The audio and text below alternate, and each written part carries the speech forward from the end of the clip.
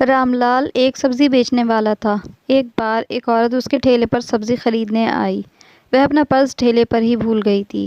वह औरत सब्ज़ी खरीद कर वापस जा चुकी थी तो रामलाल की नज़र जब उस पर्स पर पड़ी, उसने वह पर्स खोलकर देखा तो उस पर्स के अंदर उस औरत का पहचान पत्र के अलावा 70,000 रुपये भी थे।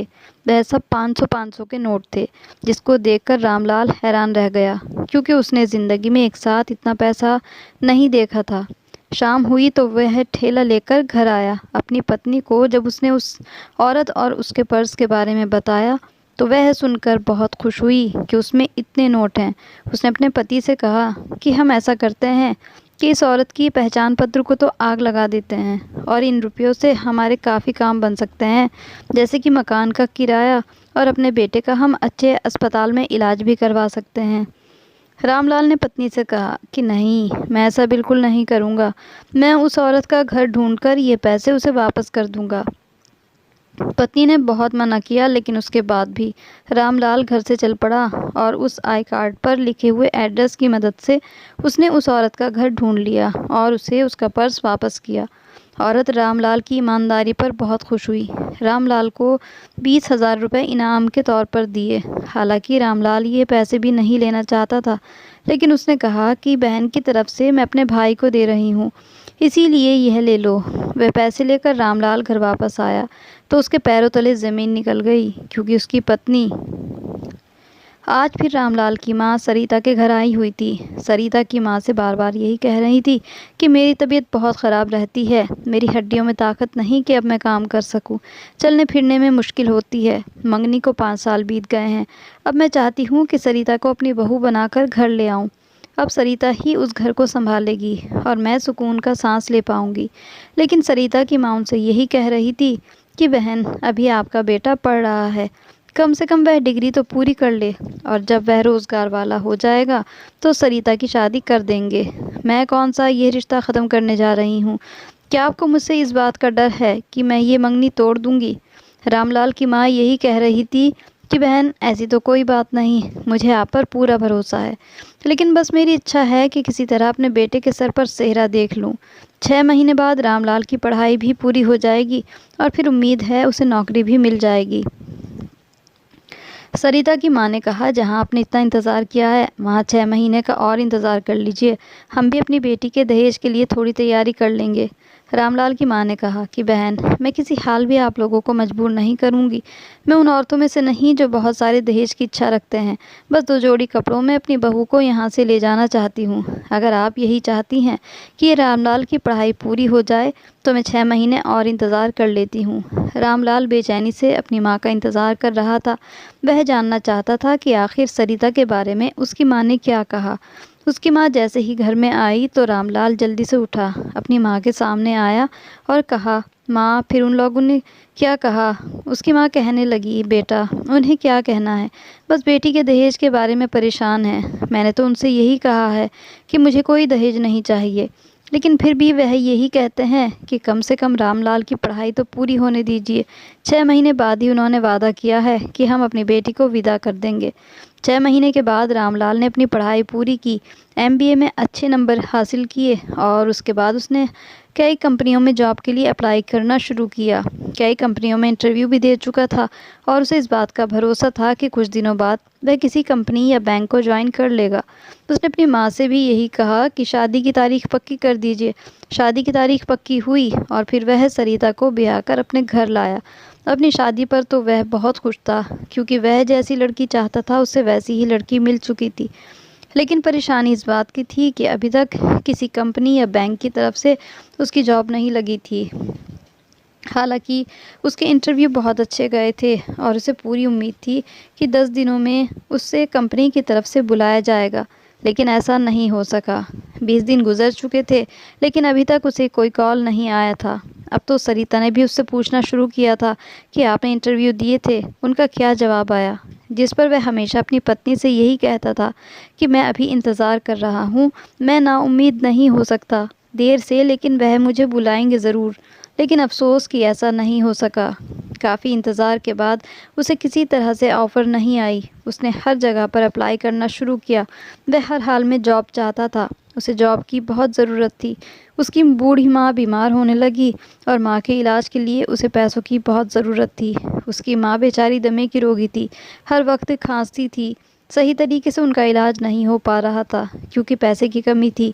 रामलाल की माँ के पास जो भी पैसे थे उसने अपने बेटे की पढ़ाई पर खर्च कर दिए थे और जब वह अपने बेटे के मुंह को देख रही थी, बेटे की नौकरी के इंतज़ार में थी, रामलाल काफ़ी परेशान रहता था। वह हाथ पर हाथ रखकर घर में बिल्कुल नहीं बैठ सकता था और सरिता ने भी उस पर जोर दिया कि आप अगर यूं ही बैठे रहे तो नौबत भूखे मरने की आ जाएगी। मुझे तो इस बात की उम्मीद थी कि आपने इतने इंटरव्यू दिए हैं, कोई ना कोई आपको बुला ही लेगा, लेकिन दुख की बात है कि ऐसा नहीं हो सका। लेकिन अब आपको कुछ करना ही होगा। रामलाल सोचने लगा कि अब मैं क्या करूं, क्योंकि उससे कोई काम भी नहीं आता था। एक दिन सरिता ने उससे कहा, अगर मैं एक बात कहूं तो आप बुरा तो नहीं मानेंगे? जिस पर उसने सरिता से कहा, कहो ना, भला क्यों तुम्हारी बात का बुरा मानूंगा। सरिता ने अपने पति से कहा कि पड़ोसन का पति एक सब्ज़ी बेचने वाला है। रोज़ रोज़ 1 से 2 हज़ार की सेल उसकी हो जाती है और वे बहुत खुश है क्योंकि उसके घर के खर्चे पूरे हो रहे हैं, बच्चे भी अच्छे स्कूलों में पढ़ रहे हैं। तो मेरे दिल में ऐसे ही ये बात आई कि अगर आप भी सब्ज़ी बेचने का काम कर लें तो घर अच्छे से चलने लगेगा। मैं ये नहीं कहती कि हमेशा के लिए आप सब्ज़ी बेचने का ही काम कर लें, साथ साथ आप अच्छी नौकरी के लिए अप्लाई भी करते रहें, लेकिन जब तक आपको कोई अच्छी जॉब नहीं मिलती तो मजबूरन आपको यह काम करना ही पड़ेगा। और मेरे हिसाब से ये बहुत अच्छा काम है जिससे हमारे घर के सारे खर्च पूरे हो सकते हैं। रामलाल को अपनी पत्नी की यह बात सुनकर हैरानी हुई। पहले तो उसे यह बात बड़ी अजीब लगी और उसने अपनी पत्नी को कोई जवाब भी नहीं दिया। बस इतना कहा कि मैं कोई ढंग का काम ढूंढता हूँ क्योंकि यह काम मुझसे शायद ना हो सके।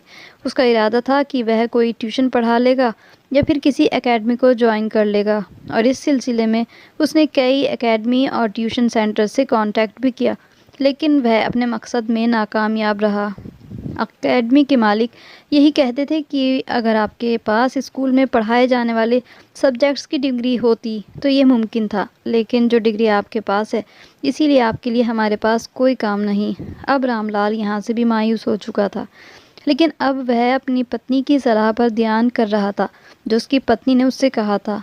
वह सब्ज़ी बेचने वाले अपने पड़ोसी से मिलना चाहता था जो कि उसका पड़ोसी था, बहुत माहिर सब्ज़ी बेचने वाला था। उससे जानना चाहता था कि क्या इस काम में कोई बचत है भी या नहीं। मनोहर जो उसका पड़ोसी था और सब्ज़ी का काम करता था, रामलाल उसे जाकर मिला। मनोहर ने उसे बताया कि इस काम में बहुत मेहनत है लेकिन फिर भी थोड़ी बहुत बचत हो जाती है, लेकिन तुम्हें एक ठेले का इंतज़ाम करना पड़ेगा क्योंकि अगर एक जगह बैठे रहे तो तुम्हें परेशानी हो जाएगी और सेल नहीं हो पाएगी। रामलाल ये सोचकर ही परेशान हो जाता था कि ठेले पर सब्ज़ी लाद कर वह घर घर कैसे जाएगा, क्योंकि उसने ज़िंदगी में कभी इस तरह का कोई काम सोचा भी नहीं था। उसकी पत्नी सरिता ने भी उसकी बड़ी जॉब के सपने देखे थे, लेकिन अब वह खुद हालात को देखते हुए उसे इसी काम की सलाह दे रही थी। उसने किराए पर एक ठेला लिया और फिर मंडी से सब्जियां खरीदकर सब्जियां बेचने लगा। शुरू में जब उसने यह काम शुरू किया तो उसके दोस्त उसका मजाक उड़ाते थे और उसे MBA सब्जी वाला कहकर पुकारते थे, लेकिन उसने कभी किसी की बातों पर ध्यान नहीं दिया। उसका मकसद सिर्फ अपने घर को चलाना था, जिस तरीके से भी चले। और रामलाल इस बात को मानता था कि काम छोटा या बड़ा नहीं होता, बस कमाई ईमानदारी की होनी चाहिए। जो भी काम मिल जाए वह अच्छा है। 1 डेढ़ साल के अंदर रामलाल के घर में एक बेटा पैदा हुआ। शुरू में तो वह बहुत सेहतमंद था, लेकिन जैसे जैसे बड़ा हुआ वह बीमार रहने लगा। उसे सांस की बीमारी थी, इसीलिए उसकी सेहत खराब होती जा रही थी। एक तरफ रामलाल बेटे की वजह से परेशान था और दूसरी तरफ उसकी माँ भी बहुत ज़्यादा बीमार रहने लगी थी। एक दिन माँ ने उसे अपने कमरे में बुलाया और कहा, बेटा रामलाल, तू मेरा इकलौता बेटा है। मैं जानती हूँ कितनी मुश्किलों में तूने पढ़ाई पूरी की और फिर वह काम किया जो तुम्हारे लायक नहीं था। जब तू घर से ठेले पर सब्ज़ी लेकर बाहर निकलता है तो मेरा दम घुटता है। मैंने कभी ज़िंदगी में नहीं सोचा था कि तुम्हें यह भी काम करना पड़ेगा, लेकिन बेटा मैं ये भी जानती हूँ कि मेरी बीमारी को लेकर तू परेशान है। मेरी दवाइयों पर बहुत खर्चा हो जाता है। बस दुआ करूँगी कि मेरी ज़िंदगी जल्दी से पूरी हो जाए ताकि तुम्हें आसानी हो। अपनी माँ की ये बात सुनकर वह रोने लगा और कहा, माँ आपने ऐसी बात क्यों की? आपका साया मेरे सर पर सलामत रहे और आप हमेशा सही रहो। मैंने कभी ये नहीं सोचा कि आपने ये कहकर मेरा दिल दुखाया है। मैं अपनी बेटे से ज़्यादा आपसे प्यार करता हूँ और जब तक ज़िंदा रहूँगा आपकी सेवा करता रहूँगा। मेरी सेवा में कभी कमी नहीं आएगी। रामलाल माँ की सेहत के लिए हर समय दुआएं करता था, लेकिन वह नहीं जानता था कि उसकी माँ की ये इच्छा इतनी जल्दी पूरी हो जाएगी। रात के किसी समय सरिता के रोने की आवाज़ आई। उसने कहा, माँ बिल्कुल ठंडी पड़ी हैं, उनकी सांस नहीं चल रही। रामलाल जल्दी से उठा, नब्ज पकड़कर देखी तो हाथ ठंडा था। उसकी माँ उसको छोड़कर जा चुकी थी। माँ की जुदाई के बाद उसका किसी काम में दिल नहीं लगता था। वह बिल्कुल अपने आप को तन्हा महसूस करने लगा। इन हालात में सरिता ने अपने पति का बहुत साथ दिया और अपने पति से यही कहा कि मत भूलो, हमारा बेटा भी बीमार है, हम अपने बेटे का इलाज करना है, इसीलिए तुम ऐसे नहीं बैठ सकते। इस मुश्किल समय में तुम्हें हिम्मत से काम लेना होगा। सरिता वह हाथ पर हाथ रखकर घर में नहीं बैठ सकता था। रोज़ का जो वह कमाता वह घर पर लग जाता था। कभी दिहाड़ी ज़्यादा मिलती तो कभी कम, लेकिन फिर भी घर मुश्किलों से चल रहा था। बेटे की दवाइयाँ पूरी नहीं हो रही थी। डॉक्टर ने उसे एक अस्पताल में ले जाने को कहा, लेकिन वह हॉस्पिटल काफ़ी महंगा था। प्राइवेट हॉस्पिटल था, उसकी फ़ीस भी रामलाल नहीं दे सकता था और उन्होंने तो यहाँ तक कहा था कि 2 हफ्ते तक वह इसे हॉस्पिटल में एडमिट रखेंगे। आज वह अपने ठेले पर खड़े होकर ग्राहकों को आवाज़ दे रहा था। एक औरत गाड़ी से उतरी और सब्ज़ी देखने लगी। उस औरत ने रामलाल से कई सब्जियों के रेट पूछे और फिर 2 से 3 तरह की सब्जियां खरीद कर वापस चली गई। जैसे ही रामलाल की आंखों से ओझल हुई तो रामलाल की नज़र ठेले पर रखे पर्स पर गई। औरत अपना पर्स रामलाल के ठेले पर ही भूल गई थी। यह देखकर रामलाल बहुत ज़्यादा परेशान हो गया। उसने वह पर्स खोला कि शायद औरत का कॉन्टैक्ट नंबर मिल जाए तो मैं उससे कॉन्टैक्ट करके उसे बताऊं कि आपका पर्स मेरे ठेले पर ही है। लेकिन जब उसने पर्स खोला तो वह हैरान हुआ, क्योंकि पर्स में उस औरत का आईडी कार्ड था और उसके अलावा 500-500 के नोट थे। इतने सारे पैसे एक साथ उसने ज़िंदगी में कभी नहीं देखे थे। अब वह सोचने लगा कि किस तरह ये पर्स उस औरत को वापस किया जाए। वह तो उस औरत के घर का पता भी नहीं जानता था कि वह औरत इसी शहर से आई थी या दूसरे शहर में रहती है। अब शाम हो चुकी थी और इसी परेशानी में वह वापस घर जाने लगा। घर जाते हुए वह बार बार उसी औरत के बारे में सोचे जा रहा था। ठेला लेकर जब वह घर पहुंचा तो सरिता की नज़र पर्स पर पड़ी। वह अपने पति से पूछने लगी कि यह किस औरत का पर्स है। रामलाल अपनी पत्नी से कहने लगा कि एक औरत थी जो मुझसे सब्जी खरीद कर ले गई थी, लेकिन गलती से अपना पर्स इधर ही भूल कर चली गई। इस पर्स में उस औरत का आईडी कार्ड भी है और 70,000 रुपये भी हैं। 70,000 रुपये का नाम सुनकर सरिता का मुंह खुला का खुला रह गया।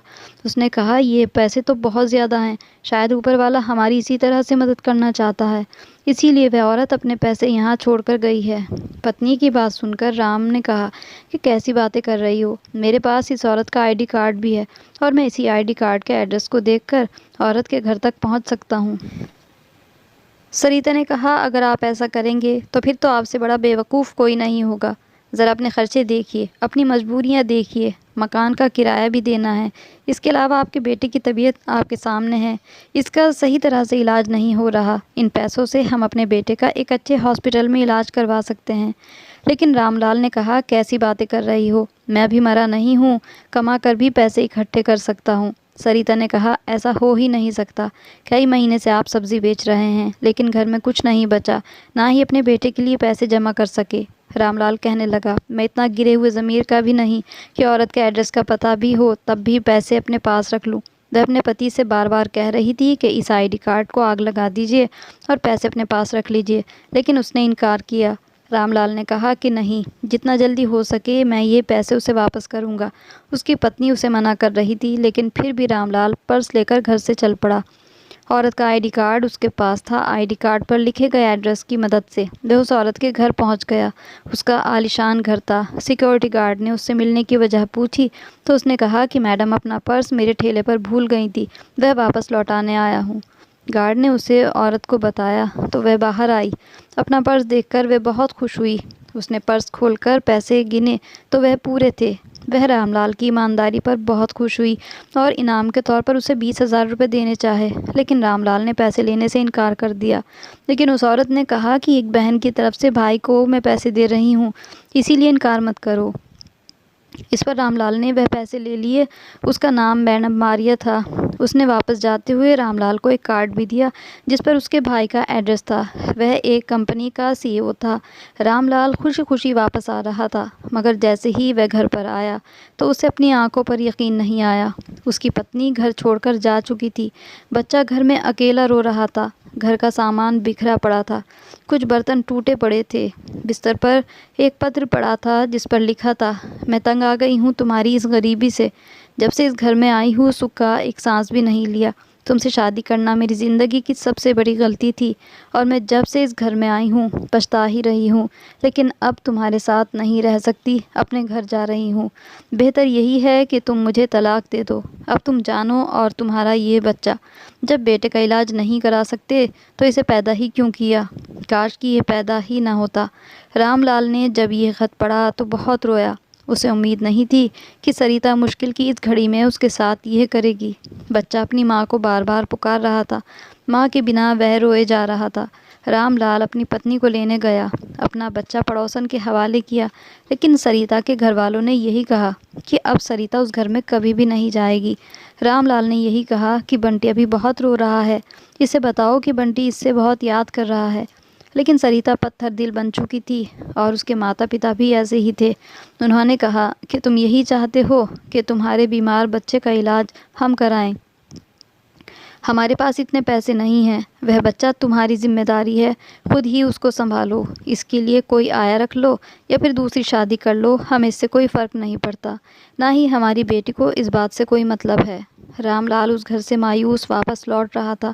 उसे यकीन नहीं हो रहा था कि सरिता और उसके घर वाले उसके साथ ऐसा बर्ताव करेंगे। वह पड़ोसन के पास गया और कहा कि मैं आपसे प्रार्थना करता हूँ, मैं जब भी घर से बाहर रहूँ आप मेरे बच्चे को संभाल लीजिए। यह आपका मुझ पर बहुत बड़ा एहसान होगा। पड़ोसन ने कहा, भाई फिक्र ना करें, मैं जानती हूँ आपकी पत्नी ने आपके साथ अच्छा नहीं किया और मुश्किल की इस घड़ी में छोड़कर चली गई, लेकिन मुझसे जितना हो सकेगा मैं इस बच्चे का ख्याल रखूँगी। अगले दिन रामलाल मैडम मारिया के भाई के ऑफिस में गया। उसका नाम आर्यन प्रताप था। वह इस कंपनी का सीईओ था। अपनी बहन के कहने पर उसने रामलाल को इस कंपनी में नौकरी दे दी। सैलरी भी अच्छी थी, जिसकी रामलाल को उम्मीद भी नहीं थी। दिल ही दिल में वह मैडम मारिया को दुआएं देने लगा और यही सोचने लगा कि अगर मैं अपनी पत्नी के कहने पर वह 70,000 रुपये अपने पास रख लेता और लालच में आकर वापस ना करता तो कभी ये जॉब मुझे ना मिल पाती। रामलाल एक मेहनती इंसान था। लगातार कोशिश और मेहनत की वजह से उसकी पोस्ट अपग्रेड होती रही और 1 साल के अंदर अंदर वह इसी ऑफिस का मैनेजर बन गया। उसके ऑफिस में एक लड़की थी जो कि क्लर्क थी। उसका नाम शगुन था। वह बहुत शरीफ और गंभीर लड़की थी। पिछले 2 दिनों से वह ऑफिस नहीं आ रही थी। हालांकि उसने छुट्टी भी नहीं ली थी। रामलाल उसकी वजह से परेशान था। उसे कॉल की, शगुन आप 2 दिन से ऑफिस में नहीं आ रही, तो वह रोकर कहने लगी, सर घर से बाहर निकलना मेरे लिए मुमकिन नहीं है, मैं बड़ी मुसीबत में फंस चुकी हूँ। रामलाल भी परेशान हुआ। शगुन के घर जाकर सारा मामला देखना चाहता था कि आखिर ऐसी क्या परेशानी है कि वह घर से बाहर भी नहीं निकल सकती। रामलाल शगुन के घर पहुंचा तो उसका पिता सर झुकाए सामने बैठा था। उन्होंने रामलाल को बताया कि सर मेरे पिता ने एक आदमी से कर्ज लिया था माँ के इलाज के लिए। मेरी माँ काफ़ी दिनों से बीमार थी और उसके इलाज के लिए पिताजी ने कर्ज लिया था। माँ तो इस दुनिया से चल बसी। अब वह इंसान पिताजी को बहुत परेशान कर रहा है और कर्ज वापस करने के लिए समय भी नहीं दे रहा। और अब उसने पिताजी के सामने ये कहा है, या तो मुझे कल तक पैसे दे दो या फिर अपनी बेटी शगुन को मेरे हवाले कर दो। हालांकि वो मुझसे 20-25 साल बड़ा है और वह आवारा इंसान है। काफ़ी समय से वह मुझ पर नज़र रखे हुए था। अब उसने पिताजी के सामने अपनी शर्त रखती है, सर मैं बहुत परेशान हूँ, इसीलिए मैं ऑफिस नहीं आती कि कहीं मुझसे ही कोई नुकसान ना पहुँचा दे। शगुन का पिता भी परेशान था। उसने रामलाल से कहा कि बेटा मुझे नहीं पता था कि ये इंसान कर्ज के बदले मुझसे ऐसी शर्त रखेगा। अगर मुझे पता होता कि ये ऐसी गिरी हुई सोच रखता है तो मैं इसे कभी भी कर्ज ना लेता। रामलाल पूछने लगा कि यह आदमी कौन है। शगुन के पिता ने बताया, इसका नाम राजेंद्र है। मुझसे सबसे बड़ी गलती यही हुई कि मैंने इससे कर्ज लिया, लेकिन मैंने तो सिर्फ एक बार इसके सामने अपनी परेशानी बताई थी और ये फ़ौरन ही पैसे देने पर राज़ी हो गया। लेकिन मैं इसके इरादे नहीं जानता था। अब इतने पैसे एक साथ मैं इसे नहीं दे सकता। थोड़े थोड़े पैसे लेने के लिए ये तैयार नहीं। शगुन के लिए मुझे ब्लैकमेल कर रहा है। मेरी इकलौती बेटी है। मैं अपनी बेटी की वजह से बहुत परेशान हूँ। रामलाल ने उन्हें तसल्ली दी और कहा, अंकल आपको परेशान होने की ज़रूरत नहीं। ऐसे आवारा लोग आपका कुछ नहीं बिगाड़ सकते। मैं कुछ सोचता हूँ। रामलाल राजेंद्र से मिला और उसको चेक दिया और कहा, जो भी कर्ज है मैं तुम्हें दे रहा हूँ, लेकिन इसके बाद तुमने शगुन की तरफ नहीं देखना और उसे कभी परेशान करने की कोशिश मत करना। राजेंद्र मुझो को ताव देकर कहने लगा कि कर्ज तो तूने वापस कर दिया, लेकिन लड़की को मुझसे कैसे बचाएगा? ये मेरा इलाका है। यहाँ जो मैं कहूँ वही करता हूँ। मुझे कोई रोकने वाला नहीं। और तुमने शगुन के लिए ये कुर्बानी देकर बहुत बड़ी गलती की है और तू मेरे रास्ते में आ गया। अब ना मैं तुझे छोड़ूंगा, ना ही शगुन को। रामलाल ने कहा, मैं तुम्हारी धमकियों में आने वाला नहीं। इसके बाद रामलाल वहाँ से चला गया। रामलाल ने राजेंद्र को एक मामूली सा गुंडा समझा था और उसकी धमकियों की परवाह नहीं की। शुरू में वह खुद अपने एक नौकर से शगुन को उसके घर से पिक कर आता और ऑफिस छोड़कर आता था, और वापसी पर रामलाल खुद शगुन को उसके घर के दरवाजे तक छोड़कर आता था। एक दिन जब ऑफिस से वापसी पर रामलाल शगुन को लेकर उसके घर जा रहा था तो उसने गाड़ी पर फायर कर दिया।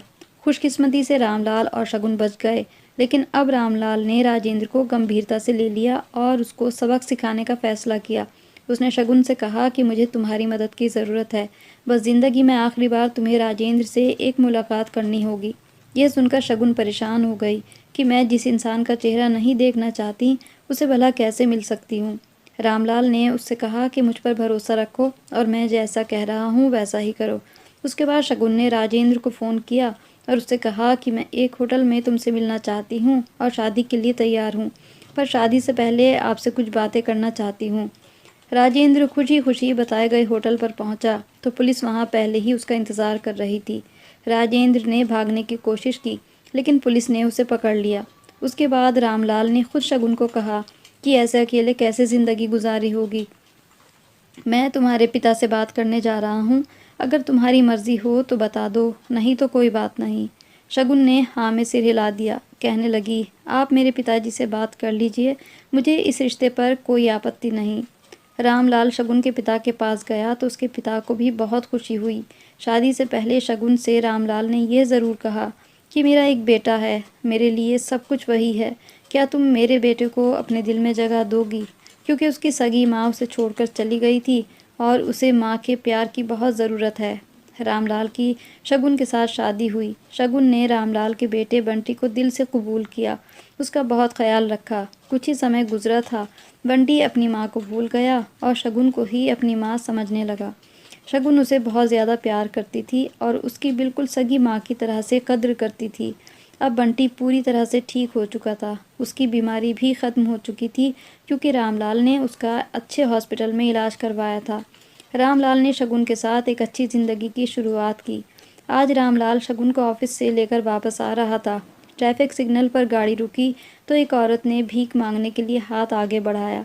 रामलाल की नज़र जब उस औरत पर पड़ी तो उसे अपनी आंखों पर विश्वास ही नहीं हुआ। यह सरिता थी जो बिल्कुल बदल चुकी थी और हड्डियों का ढांचा बन चुकी थी।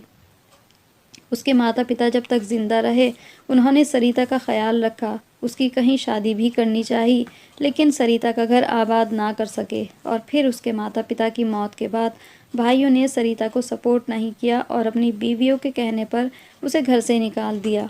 पिछले 3 सालों से वह इसी शहर में भीख मांग रही थी। रामलाल को उसे इस हाल में देखकर बहुत दुख हुआ। उसने शगुन को बताया कि यही औरत थी जिसने मुझसे तलाक ले ली थी और बंटी को छोड़कर चली गई थी। मैंने इस औरत से वफादारी की थी, लेकिन मुश्किल समय में इसने मेरा साथ नहीं दिया, यहाँ तक कि अपने बेटे को भी छोड़कर चली गई। ज़िंदगी में उतार चढ़ाव आते रहते हैं, बस मुश्किल समय में ही अपनों का पता चलता है कि वे हमसे कितना प्यार करते हैं।